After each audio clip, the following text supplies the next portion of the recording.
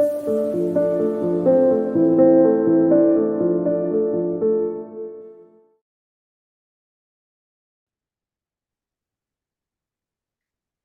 there. Today is January the 25th, and this is the first in a series called Talking to Authors. And I'm extremely honored to be talking to the author Ann Aptaker, a dear friend of mine, I have to confess. So I think that's why I persuaded her to be in front of the camera with me. But it's an enormous privilege. So welcome, Anne, and thank you for your time. Thank you for inviting me, Jacqueline. It's good to see you again. Fantastic. It's always good to see you. It's always exactly, and we're never short of things to talk about. Let's be honest. Let's be honest. Yep. I'm digging the art behind you as well. I feel like I need to get my bow and arrow out and just. Well, I can tell you about the art. I'm actually staying at a friend's house in Croton-on-Hudson, and the art is by one of my friends, by Richard Eakin. Oh, And wow. he does these wonderful pieces of artwork, especially related to Coney Island and amusement parks and so on. And that's a piece of his work. It's extraordinary, and for some reason I seem to be jumping on your camera, so hopefully that won't happen again. Yeah. Um, but that's interesting. Yeah, well, that kind of ties in a little bit with your art, but we won't go there straight away. The first question I really want to ask you is, can you give people, I guess, a snapshot of your where you are right now? Because your bio, which is extensive and very impressive, I encourage everybody to take a good read afterwards. Tell us where you're at now. Like, I'd like a Polaroid of your life. Where I'm at now as a writer. Um, you know that I've written 6 books. 5 of them are part of the Cantor Gold crime series, which takes place in New York through the 1950s. And features an art thief and smuggler who sort of stands up to the world. Uh, uh, so that's all 6 of those, all 5 of them, no, all 6 of them, yes, are out right now. A 7th book, which is not a Cantor Gold book, called A Crime of Secrets, will be releasing from Bywater Books this July, and it's a very different set of affairs. Mm-hmm. It's 2 women, a couple who are private investigators in New York in 1899, right at the cusp of the 20th century, with all the modern inventions and modern ideas that the 20th century overlays onto the 19th, and they are standing right at the cusp of that. And they have to maneuver their way through that world, both the high world and a very low world, in order to solve a rather despicable crime.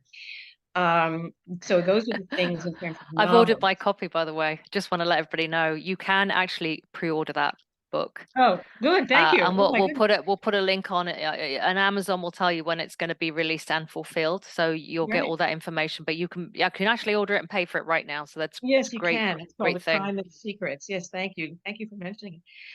What I'm writing right now, though, is very, very different from anything else that I've ever written.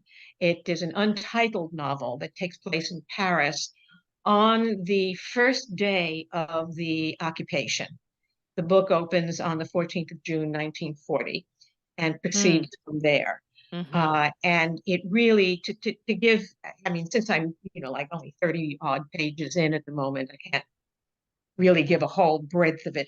But what the running theme generally is how do you deal with one evil, in which a murder, when a larger evil, in this case, the Nazi occupation and all that implies, how do you deal with one evil when a larger evil absorbs it? How do you deal with it? How do you or you as a part of the community live with this situation? What do you solve? What do you try to accommodate just to survive? So that's where I am now. Wow, I that's have, interesting. yeah, there's a short story that was recently published in an anthology in the Mickey Wow. Finn Noir anthology. So there's a lot of You, meat out there at the you're moment. juggling some oranges there, and it Yeah. feels like you're a bit of a time traveler. I won't out you on that, but I have my suspicions. So, well, and I think a lot of people in the modern world right now, especially with what's going on in Eastern Europe, can identify with being in a situation where you're dealing with one thing and then suddenly something very seismic comes in, and Absolutely. Yeah. it's a perfect counterpart, if you will, and it offers up, I would imagine, a lot of richness for your expression. So that is so cool. Now, I mean, this is kind of pertinent to, I think, a lot of your characters. Is your protagonist a gay character? Yes, in the Cantor Gold book, my lead character is a gay character. In some of my short stories, it's not a gay character. It's just a, general human Yeah. being. Mm-hmm. Um, uh, the Cantor Gold books, especially the most recent one, Hunting Gold, even though it takes place in the 1950s, nevertheless, something pertinent to what you said, about being the current effort being pertinent to what's going on in the world now. I find that when I write books that are historicals, what went on in those times is pertinent to what goes on now. Mm-hmm. In the Cantor Gold book, the current one, Hunting Gold, the overriding theme is Cantor trying to maintain her place in the world from people who want to take it away from her. And of course, that's still relevant. There are people in the world, whether they are, gay or people of color, or somehow off of the mainstream of life, of Western life in particular, who have to fight daily to keep their place in the world. Mm. So all of the books that I've written, which are historical, though the short stories tend to be contemporary, but the historical books that I write all have relevance to life today because people really Yes. haven't changed that much. Yes, They're the still fighting the same universal. battles. Absolutely. And I have to tell you, the Cantor Gold character is so multifaceted and so amazing in that you can hear her, feel her, see her. And I'm reminded, if Gentleman Jack was projected into the 50s and was solving crimes, very, very similar kind of edge, very similar kind of like spirit, gusto. And somebody Well, that it's you someone who refuses yeah, to both Gentleman Jack, who was a real person, and Cantor Gold, who was not. But in both cases, they are characters who refuse to be exactly. defined by the general expectations of the world and who insist on holding their place in the world against very difficult odds, especially in Hmm. Cantor's case, where because the world already defines her as a criminal, because in those days being gay was criminal, you could be arrested for it. Because the world already defines her as criminal, she feels she doesn't owe the law any allegiance. So she Hmm. becomes an art thief and smuggler as opposed to, say, a legitimate art dealer. Yeah. It's her way of keeping her sense of self and holding on to her place in the world, which Hmm. is very important for anyone, criminal or otherwise. Well, that's exactly right, right? Same with Gentleman Jack. People say that this character, this protagonist, gives them the courage to live their fullest life in reality, and that's the strength of a good book, right? That's the beauty of fiction, and it Mhm. transforms someone's life just by reading the book. But I want Mhm. to I want to ask you a little bit. So you had a life before you were published, right? So, and we're going to dive a little bit into that towards the end of this interview, but at what point did you just go, you know what, I'm done with all this other stuff. I just want to be a full-time writer. Or was that a point in your life? Yeah, there was actually there was a trigger for it. I had been toying with the idea of writing for some time throughout my career as an art curator, an exhibition designer, and exhibition specialist. But I had known for quite some time that I wanted to write crime and mystery fiction of a particular sort, very edgy, very noir, historical, or even not historical, but very noir, very edgy, and looking into the struggles of people's lives, and how they face issues, which of course crime and mystery fiction, it's all about, like, the struggle between life and death, and this is what I Hmm. wanted to write about. um, I had been working in a museum in New Jersey at the time, and they made a management change. There had been this usual politics and whatnot. And they finally made a major management change that I did not disagree with, that I did not, pardon me, that I did not agree with at all. So I said, that's it. That's my trigger. I'm out of here. I really don't want to work under this new regime. So I resigned and I started to do art projects and whatnot, curatorial projects on the side, but essentially became a full-time writer. I started teaching part-time, to keep hearth and home and food on the table. But all of the things that I did within the art world or the teaching world, teaching art history, were to accommodate being a writer. So that's what did it. So there was a shift in the accommodation, and I think that is Yes. how most people enter it, right? Yes. It's certainly how I entered it myself. So how did that feel? I mean, how did that feel when you rearranged everything and just said, right, that's it. I'm going to rearrange everything to become this writer. It became wonderful and scary. Mostly wonderful because I had the time to write. I mean, I had been writing that first Cantor Gold book, it felt like forever because it was nights and weekends. And when you're a curator and you're putting up an exhibition, you're installing an exhibition, you're at the venue from 7 in the morning until midnight until it's open. So there was, and this was 7 days a week for weeks on end. So I never really had the time to write it, and I didn't have the continuity of mind to do it until I stepped away from that very demanding life. Mm-hmm. So that felt wonderful. Of Mm. course, absolutely wonderful. Yeah. Yeah. And then, I mean, did you immediately look for an agent, or did you take a little time out just to write? I took some time out because I had already written on the advice of a writing teacher who kind of opened up the world for me. She, on the advice of Shelley Singer is her name. She's also a very good writer herself, I must add. Mm-hmm. Anyway, on her encouragement, I submitted a short story, which was accepted into the second edition of the Fedora and Crime Anthology some years ago. And of course, that didn't require an agent at the time. So I Mm-hmm. actually had um, some things published before agents got involved. And my first books were published without an agent. So while Wow. agents, I I didn't mean, know that. yeah, yeah, agents are important.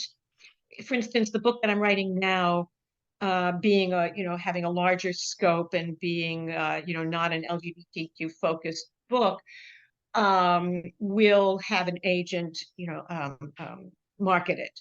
Mm-hmm. But there are lots of venues. The publishing world is changing. And while an agent is helpful for some kinds of projects, it's not necessarily required for other kinds of projects. So if any of your watchers or listeners here are intent on getting an agent before they submit anything, I would advise them to assess who their market is, who their readers are going to be, and then check out publishers to see who's publishing these kinds of works. And those websites will tell you whether they take unagented manuscripts. And if they do, go for it. Why have somebody take 10 or 15% of your That's always been my thing, right? I yeah, mean, you don't have to go by the tried and tested formula. yeah, You can, like, I mean, you've raised a couple of really good things. You submitted, manuscripts to competitions and, things right, like that, and that's a great way in, right? right, And you can do that while you're working full time. You can just send in right. what you're writing. Um, and I just want to ask this agent question though. If you have an agent, Mhm. do you have the flexibility then to say to your agent, or is it kind of bad protocol that, hey, listen, I'm taking this project independently of you over here, or once you've got an agent, all the eggs are in one basket? Is that how it works? It depends on your relationship with your agent. There are things your agent you might be writing something that your agent really doesn't handle, but particular kind of literature, in which case you're free you Yeah, know, that's a good to point. take it where you want. The other thing is some agents' contracts are book to book. So you might have a contract to be, for your agent to be marketing this particular book, but not everything you write thereafter. Right. So it really varies from relationship to relationship with an agent. Right. And I have to confess at this point that you gave me some very strong advice about query emails, because that was my Hmm. next question. Hmm. I wrote the driest bone of a query email and you just kind of like went, nope, let's start again. But and it really is, gosh, right? I think it is actually, for me personally, I think for a lot of people, it's the hardest thing to write, is that pitching of yourself as opposed to writing about characters that you are interested in. So, but you really nailed it. I mean, you want to just share your formula? Well, there's no formula per se. First of all, I have to say for any, writers out there or people who aspire to be writers, not every most writers, I would say, are not salespeople. We hate kind of thing, like, ringing the doorbell and say, hi, buy my It's so Avon true. cosmetic product. We just hate it, but we have to do it. And the query letter to an agent, or for that matter, to a publisher, is how we get our foot in the door, how we make our pitch. The first, and nobody likes writing them. And I started out not liking writing them, the query letter and the synopses. Pardon me. Now I have to admit I do like writing them Mm, because they're a very good exercise in focusing on my mind on exactly what is this book about. It mm-hmm. helps me to become a better writer. So the secret to a query letter is, first of all, as I said to you, that first sentence after dear agent or dear publisher has to just grab them by the neck so they don't want to let go.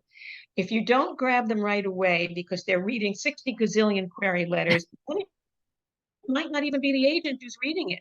It could be their Often gatekeeper, it's some not. intern. It's the Yeah, intern often it's or an not. assistant, right? Exactly. So it's very often an intern or a secretary or somebody empowered to be the gatekeeper who Mm-hmm. will then pass along your query to the agent if they feel it has potential or if it fits within their agency's vision of their authors and so on.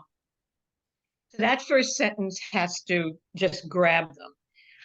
Then the whole query letter really shouldn't be more than a page, because otherwise you're going to bore them to death. Right. What you're trying to do is to get them interested in asking for the manuscript. Mm-hmm. Now, some agents ask right away for a full manuscript, on their website, with their query, they'll say, please attach your manuscript. Most don't. They don't have the time. No. Yeah, But exactly. what some do is, in addition to the query, they say, please attach the first chapter or please Right. attach the first pages or something. Mm-hmm. And you would then go ahead and do that. But the query letter itself, which is, the first thing that they see, needs to be short, needs to be punchy, needs to get them interested in the book.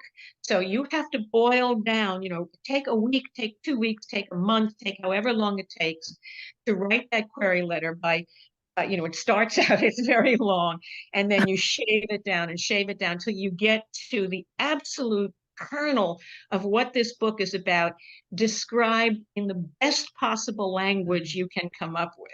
Yeah.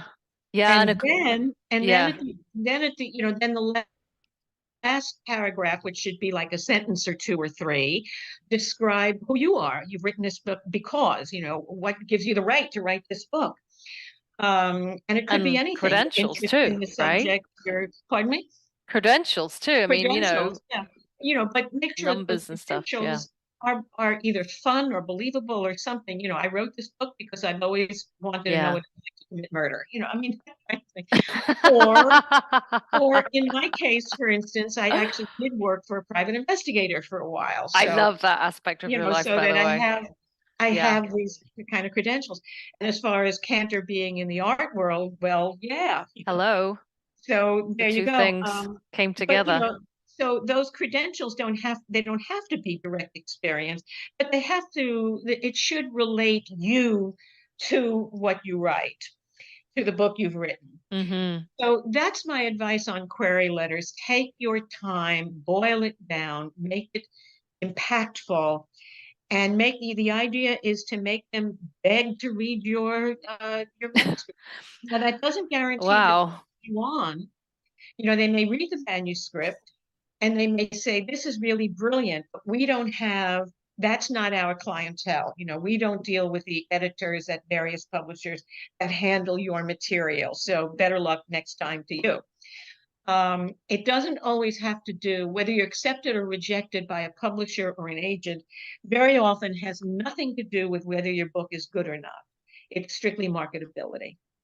I was going to say that too. Like, so sometimes people will go into publishers' marketplace and say, "Oh, wow, this agent or this publisher just published a book exactly like mine." Mm-hmm. That isn't always a good thing because they're now promoting that author. They're now behind that author. And Right. Well, it can be, you know, what you can say in your query letter is, you know, suppose you've written a thriller that has supernatural overtones or something.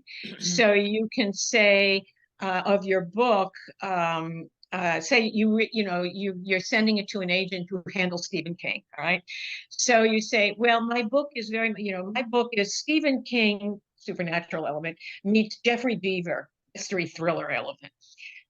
So that gives it, that's a marketing thing. It's not saying you're writing something like Stephen King's or Jeffrey Deaver's. It says that this is the market. It tells people you're savvy in that you've done your homework, and whether your book is really Jeffrey Deaver meets Stephen King, that remains to it be tells them seen. that this is the market you're going for, people who would read those writers. Yeah, and also, again, it comes down to sometimes it's a numbers game, right? You Oh, just gotta absolutely. you gotta keep getting on that bike, and there will be rejections. Okay, you have to live with that. Yeah. Just keep going. Don't take it personally. As Anne It's says, not personal. sometimes Half these it's people have never met you, so it's not personal. and they don't even get to the point where they even read anything you've written. So it really Right. is just about those ticking those maybe those first two or three boxes. Exactly. So Exactly. I would say stamina. You have to have a lot of Yeah. backbone and stamina to keep going. Yeah. Well, that's true in all the arts. I mean, Well, if sure. anybody's met any other writers or actors or artists of any sort, you know, you get more rejections than acceptances. So there you are. If you uh and sometimes they're very helpful. Mm. Before I finished writing my first Cantor Gold novel, which was my first novel, period, I had a short story, my first short story accepted for publication, and my second short story accepted for publication, and my third short story accepted for publication. Well, I was on top of the world. I was going to be the next, you know, God knows who. The Pulitzer people were just waiting for me, and as were, you know, the Nobel people were just breathless. And then, you know, getting the first, you know, I got rejections for the Cantor Gold novel until I found a publisher after it took me about 6 months. And, Hmm. you know, I thought, well, who the hell do you think they are? And then I realized the best thing for it's just, well, okay, let's get perspective on this here. So the rejections at first were, you know, painful, but they were very helpful in that I, you know, brought me down to earth and helped me realize, yeah, this is a creative world, but it's a business, and I didn't fit into the business for these people until I Hmm. finally fit into the business for these people. Right. So talk a little bit about that, the publisher that you're with and how they fit you, how you fit them, how that relationship has worked out. Well, this for my Cantor Gold books and the upcoming book of Private Secrets, this is actually my second publisher. Hmm. My first publisher for the first four Cantor Gold books was Bold Strokes Books, and they accepted my first book, Cantor Gold book, Criminal Gold. Hmm. And my current publisher is Bywater Books. I made a switch because the publishing world was changing. Bold Strokes was uh, uh, concentrating more on romances Mm. or even books that weren't strictly romances, had a greater romantic element in and so on. So we parted company on very friendly terms, you know, no problem there. And then Bywater, to my great delight, picked up the series, and you know they're also publishing my next book, which is not a That's Canterville book. great. So very happy about that. Um, um, Now, when my first book was finally, you know, accepted for publication, well, how how do you describe how that feels? You know, It's you've like the birth of entered a a baby, very surely, privileged right? world. Pardon? It's like the birth of your first child, I'm sure, right? Yeah, it is. Well, yeah, but it's even more sort of exclusive than that. I mean, anybody can have a baby, so to speak.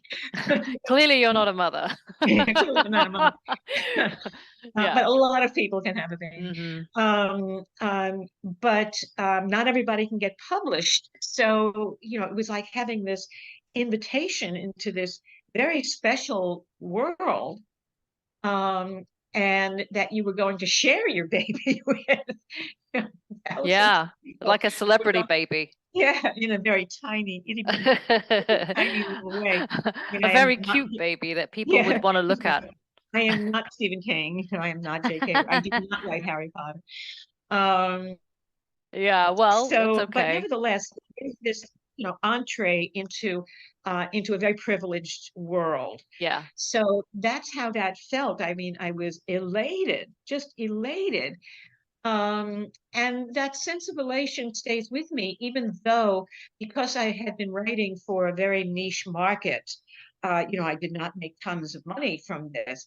Nevertheless, I do recognize that being published, especially by these two publishers, Bold Strokes Books, which has a very large readership, and Bywater Books, which has also a large readership, but a very distinguished Hmm. clientele, a very distinguished readership and stable of authors.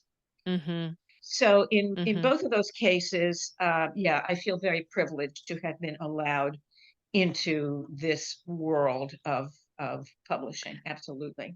Well, that thank you for that. Let's talk about the commercial aspects or applications and how people can create a very comfortable income. So I want to, so your agent presumably would they also have the ability to look out for film rights, development rights for maybe a TV show based on your book? Is that Yeah, they part can of their negotiate. job? Yeah, they can negotiate. Yeah, they can negotiate for that. Yeah. Some agents take on all of that.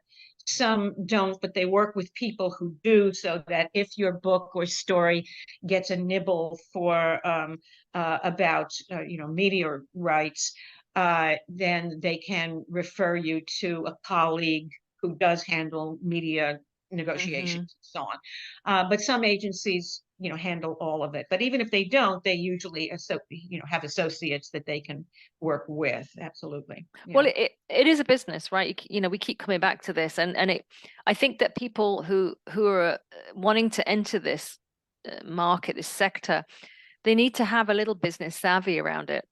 They need to educate themselves, and there are so many resources online. I'll be sharing some on my YouTube channel, but there's so many free resources, low cost Mhm, resources, right? mhm. You worked right at the beginning with somebody, right? You talked about, forgive me, I'm forgetting her name. Somebody, a teacher of yours, a writing Oh, mentor, Shelley Singer. Shelley. Yeah. So, do you recommend people working with somebody, investing in that kind of in the beginning of writing, just to make sure that you're writing something really good and of a standard? I mean, is that money well spent? It can be. It depends what you're looking for, and it depends what you get out of it. Um, if it depends what you're looking for. Yeah.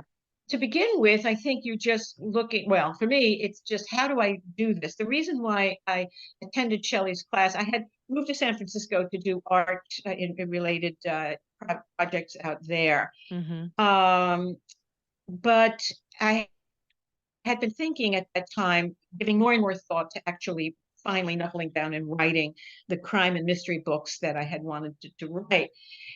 And I don't know if you remember, but there was a time when you moved somewhere, you would get these welcome wagon things in your mailbox saying, I'm far too go to young this to remember store. that. Yeah, you know, go to this store, you know, we have offers for you at this dry cleaner and whatnot. But one of the things that arrived, and it was in San Francisco, one of the things that arrived was the University of California at Berkeley's continuing education catalog. And I was thumbing through it, and lo and behold, was this course in mystery writing taught by Shelley Singer. Hmm. And I thought, well, that's for me because I really want to do this. I don't know how I feel about, you know, having been in the arts. I don't know if you can really teach creativity, but what I was looking for was the mechanics to say, I really want to write this, but I don't know where to begin. So let's see what she has to say. And it worked out beautifully. I mean, the very first day of her class, she said something that unlocked the entire process for me. Mm-hmm. So on that basis, and then, you know, for the 10 weeks, then I was able to explore that idea that had, you know, that sense of, now I know where to start. Now I know Mm-hmm. how to get into the story. And then I could spend 10 weeks developing that skill and developing the story, which was Mm-hmm. my first Cantor Gold book. Um, Mm. so So yeah, that for worked me, out. that was worth it, because she satisfied what it was I was looking for. I wasn't looking because I knew better. She knew she couldn't teach me or anybody how to be creative. What she could do and what I wanted was to show me, how the hell does this thing work? Right. That's what I wanted to get to. I mean, it's the mechanics of it, less than the actual art or gift of Yeah. it. Now And that's not to say that's not their role. yeah, now that's not to say a formula, Mm-hmm. which are very different. You know, a lot of things are written according to formula, Yeah, which is right too. true, true. If you do the formula very well, as you know, if Mm-hmm. you do it very creatively, that's great. But I wasn't really looking for formula because I knew that my character was outside of that formula. Right, right. But there was still mechanics of structure and how do I get inside this thing? And that's what I was Yes, looking for. yes. That's what she provided. Yeah. Well, that's kind of And what I'm Shelley's also a that's very kind good of what I'm writer. getting. It's almost like the technical and maybe, also some of the businessy, you can there's lots of different ways you can come into this industry and not look like a complete novice and act like one, right? Yeah, right. So because it is a business, as we know. So we've got 2 minutes, and I'm just wondering if you could just sum up post publication life. So everybody's looking, the grass is always greener over there. I'm dreaming of this, I'm dreaming of this. And then it happens, it arrives, and maybe 4 or 5 books along. You're a published author, you're well known, you've won this award, that award. What advice do you give people at that point? Or can you give people advice? You talk about people who are Who've getting made it. ready. Yeah, like so we always think, oh, it's all going to happen when I get published. But you get published, you get used to that. You get a book published, you get exposure, you get media, etc. Right? And then, I mean, what I'm saying is some people Then what? they crash and burn, right? I mean, because it's like Yeah. overwhelming. So how do you stay, I guess, grounded in the fact that you're a very well-known author? How do you stay grounded in that? Well, I don't know about well known. I'm known. I would take a well off of Infamous. known in certain circles. Yeah, How well, do I stay hopefully. grounded? I think because after you're published and you see the reality of the thing, that unless you've written Harry Potter or things like that, life changes, yes, to some degree after you've been published, but it doesn't change all that much. You still have to pay the bills. You still have to, now that you've published your first book, you have to follow that up. You say, all right, now what do I do for my second act? So you're constantly challenging yourself. And I think for me, that's the key Mm-hmm. is, all right, now what do I do? I have to constantly challenge myself to get Mm-hmm. better, Mm-hmm. to pull it to push the stories forward, to push my Mm. skill forward, to be willing once again to get out on a very scary limb.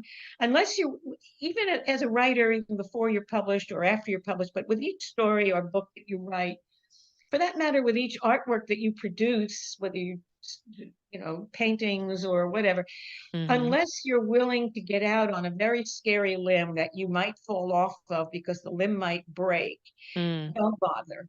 Right. It's Um, not for the faint-hearted, is what you're trying to say. you're not. It's very, It, you have to be willing to reveal in your books all mm. kinds of things about yourself. I can't remember which writer it was. It might have been Mickey Spillane, but I'm not sure.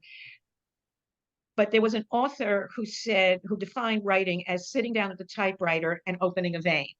And of Yeah. course, it's sitting at Yeah, a I think computer, yes, that but the rings a bell. opening the vein part Mm-hmm. is Yeah. absolutely true.